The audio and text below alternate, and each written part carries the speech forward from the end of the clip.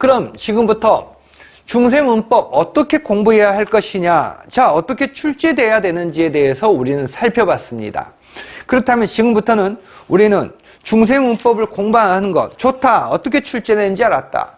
중세 문법이 출제되는 것들 바라보니까 집중이 되고 있네요. 그쵸? 처음부터 끝까지 출제되는 게 아니에요. 그쵸? 자, 의문론이 비중이 가장 많이 출제되고요. 형태론이 그 다음 출제, 그 다음 통사론 출제입니다. 의문론, 형태론, 통사론. 근데 난도가 유지가 되는 게, 난도가 높은 게 뭡니까? 의문론이고요. 형태, 통사는 좀 낮습니다. 그 다음 두 번째로 정리하는 내용은 중세가 중세만으로 출제가 되는 게 아니고 공시적인 관계에서, 자, 뭡니까? 중세가 현대와의 비교라는 관점에서 출제된다. 세 번째는 중세가 맹목적으로 아무거나 출제하는 게 아니고 현대와의 명확하게 차이가 나는 쪽에 초점이 맞추어진다. 예를 들면 현대 국어의 의문문과 중세 국어의 의문문이 완전하게 그 차이점이 분명히 드러나죠. 평서문, 의문문, 감탄문, 명령문, 청문문에서 의문문에 초점이 두어지지 않습니까? 그렇기 때문에 의문문에 집중이 됐던 겁니다. 평서문이나 감탄문이나 명령문이나 청문문에 자, 이제까지 초점이 맞춰져서 출제가 되지 않았습니다. 그 중에서 하나를 중시한다면 감탄문 정도가 의문문 다음으로 현대와 차이가 크다고 이야기할 수 있겠는데요. 공부를 하실 때는 방금 전에 말했던 자, 이런 세 가지 관점을 머릿속에 꼭 넣어두시고 그런 식의 관점에 맞추어서 접근하실 필요가 있다는 겁니다. 어떻게 공부할 것이냐? 자, 출제가 그렇게 됐기 때문에 여러분들 뭡니까? 공부도 자, 뭐죠? 그렇게 하셔야 되겠죠. 기본적으로 중세와 현대의 차이점 어떻게 되어 있습니까, 여러분? 보시면 의문론은 중세와 다릅니다. 의문론은 문자, 표기, 의문으로 구성되어 있는데 중세는 자, 현대국어의 의문론은 의문체계, 의문변동으로 구성되어 있습니다. 그러니까 한마디로 체계가 다르다는 말이죠. 그러면 어떤 건 공통적입니까? 의문과 의문체계, 그 다음 의문변동은 공통적입니다. 자, 제가 중세 문법을 공부할 때 이번에는 의문의 변동, 중세 문법의 의문의 변동까지 수업을 다 할 예정입니다. 그래서 의문과 의문체계, 의문의 변동은 얘와 공통적인 특성을 가지고 있습니다. 자, 문자라고 그러는데요. 자음, 모음을 말하는데 자, 기본적으로 얘와 얘가 연결되죠. 그리고 표기법이 차이가 나는데 이건 중세만 따로 공부하셔야 되는 거죠. 나머지는 같이 맞춰서 보시면 됩니다. 같이 맞춰서 보시면, 그러니까 중세국어의 주격조사 이가 현대국어에서는 어떻게 변화됐는가? 16세기 후반에 가가 나타나기 시작했고 이 모음 다음에서 17세기에 일반 모음에서 가가 나타나기 시작했고 그 이후 계속 현대까지 자, 자음이냐, 선행체언의 끝소리가 자음이냐, 모음이냐에 따라서 이나 가라는 이 형태가 나타났다. 이런 식으로 이제 비교해서 공부하시는 것이 되겠죠. 그래서 나머지 똑같습니다. 중세 따로 공부하시고 현대 따로 공부하시면서 관점을 유지하든가 아니면 같이 비교하시면서 들어가든가 그건 여러분의 마음대로 공부하시면 되는 거고요. 자, 뭐죠? 그러니까 그건 이제 구체적인 공부 방법은 여러분들의 몫입니다. 중세 의문론에서 문자와 표기법은 그리고 이제 또 정리를 해봅시다. 훈민정음 해례를 통해서 공부해라. 아까 중학교 교육과정에서 다루어지는 내용 기억나십니까? 그런 내용들은 다시 한번 말씀드리지만 제가 훈민정음 제자 원리를 설명할 때 훈민정음을 가지고 그걸 가지고 공부하시면 크게 문제가 될 것은 없을 겁니다. 그래서 여러분들이 보고 계시는 자료는 아주 구체적으로 제시되어 있는데요. 제가 정리를 하고자 한다면 중세 국어의 문자와 표기법은 훈민정음 해례를 통해서 기본적인 지식을 쌓으라는 겁니다. 여러분들에게 중세 국어 공부 방법 다음에 훈민정음이 제공이 되니 그것을 통해서 충분히 준비가 가능할 겁니다. 두 번째는 중세 국어의 의문 형태 통사로는 의문론 형태 통사로는 자, 현대 국어와의 비교를 통해서 접근해라. 의문, 형태론, 통사로는 자, 제가 방금 전에 설명했던 내용이죠. 왜 출제의 기본 뭐라고 해야 되죠? 트렌드죠. 이해가 되십니까, 여러분? 두 번째, 출제 관점에 따라서 공부를 해보자. 이건 이제 어떻게 출제됐는지를 바탕으로 해서 그 관점을 잡는 건데요. 제가 관형격 조사를 수업을 합니다. 관형격 조사는 여러분들이 아시다시피 애의입니다. 애의, 그 다음에 액의 의의 형태들이 있죠. 얘와 비슷한 이 형태로는. 그럼 저는 당연히 관형격 조사 애의를 기본 전제로 지도한 다음 애의, 그의, 액의, 의계를 지도할 겁니다.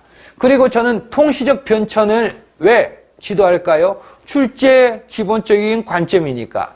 그래서 얘가 현대국어에서 애계로 자, 형태 변화가 이루어졌다라는 것을 지도하겠죠. 그리고 저는 제일 먼저 얘가 결합하는 선행 성분의 성격을 지도할 겁니다. 애의가 결합한다는 것은 기본적으로 여러분도 잘 알고 계시는 것이겠지만 애의가 결합한다는 것은 선행체언이 어떤 성격을 가지고 있을 때 여러분, 자, 어떤 성격을 가지고 있습니까? 자, 이 시옷이 결합될 때는 관형격 조사를 사용할 때는 어떤 성분, 어떤 의미 자질을 가지고 있습니까? 이가 결합할 때는 어떤 형태적인 자질을 가지고 있습니까? 자, 방금 전에 저는 선행체언의, 선행성분의, 선행체언의 의미자질이라고 했는데요. 갑자기 여기에서는 제가 형태자질이라는 용어를 사용했습니다. 자, 그 이유가 뭐죠? 얘는 의미뿐만 아니라 형태, 앞에 있는 어떤 형태론적인 조건에 의해서 이 형태가 나타나기 때문입니다. 그러면 저는 관형격 조사를 가르칠 때 어떤 관점에서 가르치죠? 애의와 결합하거나 시와 결합하는 선행체언의 의미자질을 가르칠 겁니다. 그 다음에 이와 결합하는, 자, 뭐가 됩니까? 이 형태론적인 조건, 즉, 이해를 가르칠 것이고요. 두 번째, 저는 이 형태를 바탕으로 해서 현대국어에서 얘가 어떻게 변화됐는가를 가르치겠죠. 현대국어에서 어떻게 변화됐는가를. 그 다음, 저는 세 번째로 이렇게 가르칩니다. 뭡니까? 형태가 같아요. 애의는 분명히 관형격 조사인데 애의는 뭡니까? 여러분들 보시는 것처럼 부사격 조사입니다. 이것을 구별하는 것은 가장 쉬운 방법은 애의와 결합하는 선행체언의 자질, 의미자질입니다. 자, 그래서 저는 세 번째로는 얘와 비교되는 부사격 조사 애의의 선행체언의 의미자질을 지도할 것입니다. 이해가 되십니까, 여러분? 자, 그 다음에 관형격 조사 시옷과 부사격 조사 귀, 시옷귀의 이 관점은 출제가 이루어졌죠. 지금 이 관점은요. 이걸 지도할 겁니다. 세 번째, 저는 형태가 동일한 주격, 서술격, 복격, 부사격 이와 관형격 조사 이의 관계를 접근할 것입니다. 자, 관점에 따라 공부하기를 했는데요. 제 어휘가 만약 이 관형격 조사를 지도한다면 저는 이런 관점, 첫 번째, 두 번째, 세 번째, 네 번째 관점에서 지도한다는 것, 그건 무엇을 말하는 겁니까? 여러분들의 공부 방법입니다. 여러분들도 그렇게 공부를 하셔야 된다는 거죠. 이해가 되십니까, 여러분? 자, 선행체언은 어떤 의미자질을 가지고 있는가? 자, 뭐죠? 그 시옷과 애의 선행체언의 의미자질이 무엇인가? 그 다음 통시적으로 어떻게 변화가 됐는가? 그 다음 세 번째는 뭡니까, 여러분? 형태. 자, 형태는 동일하나, 자, 품사가 다른 것들과의 관계.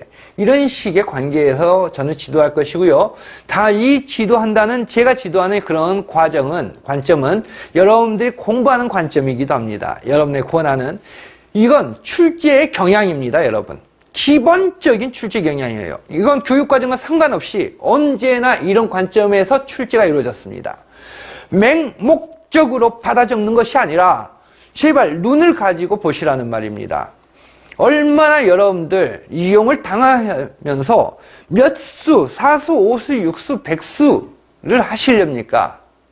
대물림 하시렵니까? 결혼한 다음에 자식들에게 엄마가 이루지 못했으니 딸 너가 담당해라. 자, 그 생각만 해도 끔찍하죠. 관점을 잡을 수 있으면 제대로 읽을 수 있는 법입니다, 여러분. 그리고 출제될 수 있는 것, 출제될 것도 여러분들이 관점을 어떻게 잡냐에 따라서 충분히 읽어나가는 겁니다. 공부를 하시는 건 좋으나 맹목성을 버리실 때 여러분 것이 되는 것이고요. 능동적이고 적극적인 태도, 남에게 기대는 것 말고 두 번째, 능동적이고 적극적인 태도. 첫 번째, 두 번째는 뭡니까, 여러분? 관점입니다. 순위가 있는 게 아닙니다. 이것들이 어우러져야 되는 거죠. 출제가 무엇이 될지, 나오면, 내가 공부하는 나오면 어떤 관점이 출제될지 읽어내는 거 장난입니다, 여러분. 맹목적으로 너무나 맹목적으로 공부하고 있다는 생각이 들지 않습니까, 여러분? 이해가 되십니까? 제가 방금 이 설명한 것은 여러분들 출제의 기본적인 관점이었습니다. 지금까지 언제나 변함이 없이 출제되는, 다시 말씀드리면 좀 더 여러분들을 위해서, 자, 뭐죠?